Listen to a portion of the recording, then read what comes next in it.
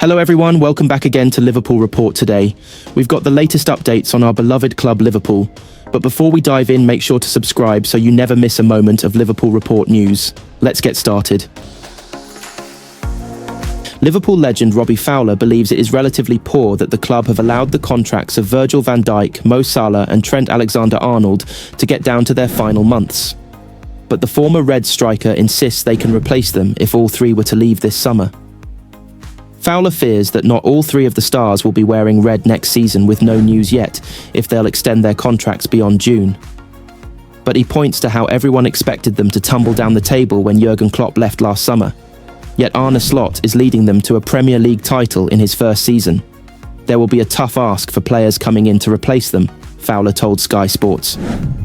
But what I will say is that people were saying it would be a tough ask to come in and replace Jurgen Klopp, to pay Arneslot the biggest compliment we haven't missed Jurgen, so that could be the case with players.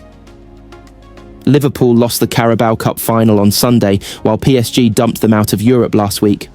The focus is on winning the title now, with a 12-point lead over Arsenal with 9 games to go. Then it will be known if they're waving goodbye to Salah, Van Dijk and Alexander-Arnold in the summer. Fowler said, "Speaking from a fan point of view, I honestly don't think all of them will stay." Who? I really couldn't tell you. I'm a Liverpool fan, I want Liverpool to do well, and I want Liverpool to have all the best players. When you're looking at Trent Alexander-Arnold, Virgil van Dijk and Mo Salah, these are 3 massively important players for Liverpool. I know Mo didn't have a great game yesterday, they probably missed Trent, but Virgil was probably the only Liverpool player who could hold his head high after yesterday. You want the 3 of them to sign. I think it is relatively poor from the club to let these great players get down to a few months left of their contract. What will be, will be. I look at the history of Liverpool Football Club, and regardless of who is staying, I think Liverpool have always been okay with the players that have come afterwards. No player is bigger than the football club, that is the case. Jamie Carragher has criticised Liverpool's forwards while defending Mohamed Salah, claiming Liverpool rely on the Egyptian too much and that he needs more help from his teammates.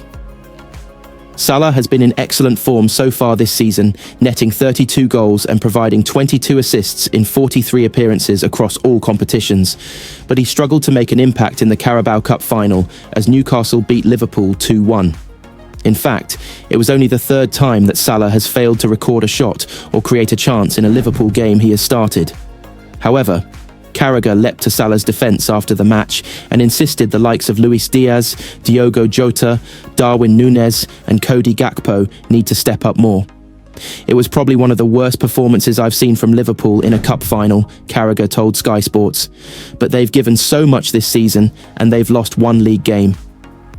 It's hard to be too critical, but it has shone a light on areas where Liverpool still need to improve. I think the lack of pace in attack is glaring, and I almost feel a little bit sorry for Mohamed Salah.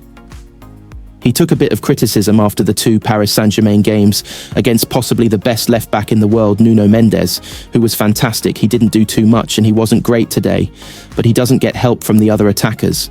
This isn't like under Jurgen Klopp, where Sadio Mane or Roberto Firmino could bail them out of trouble. The other attackers Liverpool have got are good players, but they're not great players. They've relied on him Salah too much, so I don't want to see too much criticism of Mo Salah over this last week. As a result, Carragher believes Liverpool need to sign 2 new forwards next summer to play alongside Salah, provided he agrees a contract extension. What it's shone a light on is that Liverpool need to go out and buy 2 attackers, not as squad players, but possibly to play alongside Mo Salah, hopefully, next season. He added, "I've been excited thinking it looks like Liverpool are going to win the league and there is still lots to improve and I think they will in the summer. Liverpool's sole focus will now be winning the league, with the Reds currently sitting 12 points clear at the top of the table with 9 games left to go." Arneslot has defended his decision to put Alexis McAllister on Dan Burn at corners after the towering Newcastle defender scored in the Carabao Cup final. Newcastle beat Liverpool 2-1 at Wembley on Sunday, thanks to Burn's powerful header from Kieran Trippier's floated cross and Alexander Isak's classy half-volley. Slot threw on 5 attacking substitutes in the second half, and 2 of them combined as Harveyelliott set up Federicochiesa, but his goal in added time was too little too late. The Magpies were much the better side and deserved their first domestic trophy in 70 years. but their dominance raised questions for Liverpool. The ease with which 6 feet 7 inches Burn beat his marker 5 feet 9 inches, McAllister to power in the opening goal, left many Liverpool fans bemused on social media. But Slot was quick to point out that Burn's effort had an expected goals XG of just 0.03, and that his zonal marking system, in which Virgil van Dijk, Ibrahima Konate, and the other best headers of the ball guard, the 6-yard box, has worked well from set pieces in general this season. Again, credit to Newcastle, but I can explain, he told reporters in his post-match press conference.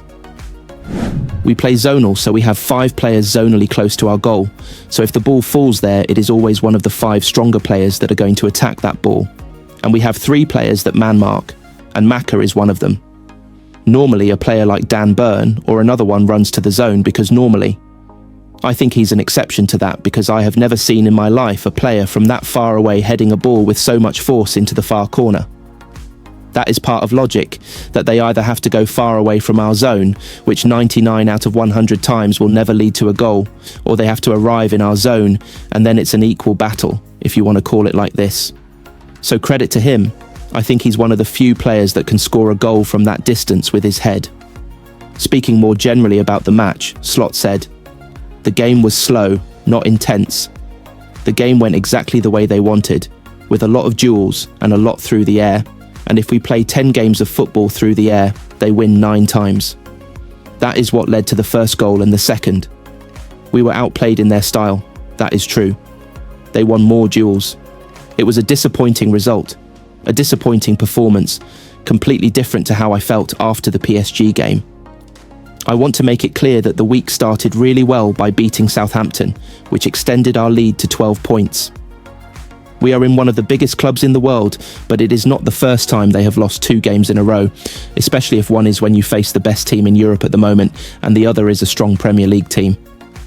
After Alexander Isak had lost Virgil van Dijk and half-volleyed Newcastle United towards a first domestic trophy in 70 years, Mohamed Salah put his hand on his hips and trudged silently back upfield.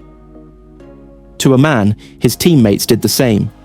Even Van Dijk, even the skipper, was unable to raise a shout of defiance or conjure up a gesture of encouragement.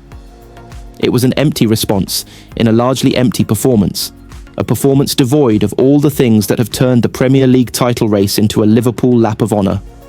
Dynamism, determination, imagination, intelligence, physicality, fight. Yes, if you had told Arneslot how his first season as Liverpool manager would pan out, he would have signed for it. In a heartbeat, probably. But he would not have signed for a display as limp as this in a Wembley final. For a while now, celebrating a tackle or a block has been a thing. And we are talking full-blown fist-pumping celebrations. Joe Linton, an outstanding performer, was at it midway through the first half after tracking back for a good few yards and dispossessing Jarell Quansah. Considering it was a relatively routine piece of work, his primal scream was a bit much, but Joe Linton's roar was a loud symbol of the difference between these two sides.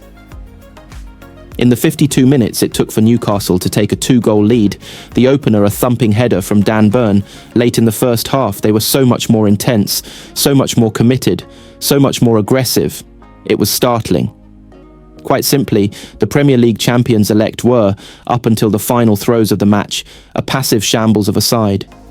Clearly, there was a physical issue in play, that extra time against a supremely fit Paris Saint-Germain, taking an obvious toll.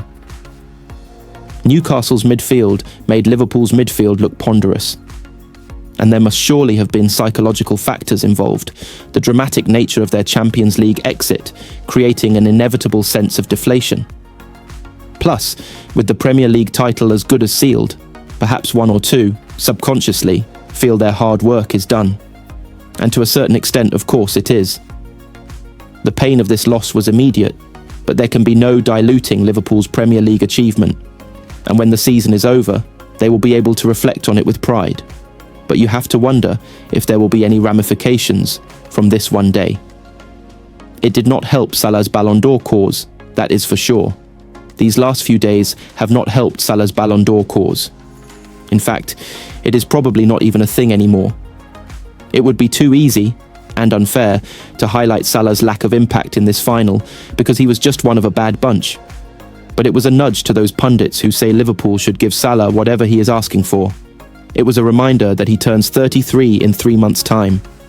It was an explanation of why Anfield executives cannot just produce a blank check, an explanation of why the analytics people will be giving them warning figures.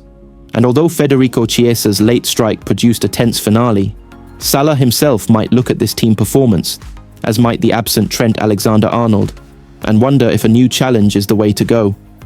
Again, Salah was not alone in underperforming, and one game should not scar his stellar season. But no one is indispensable to a club like Liverpool, and this painful defeat proved that.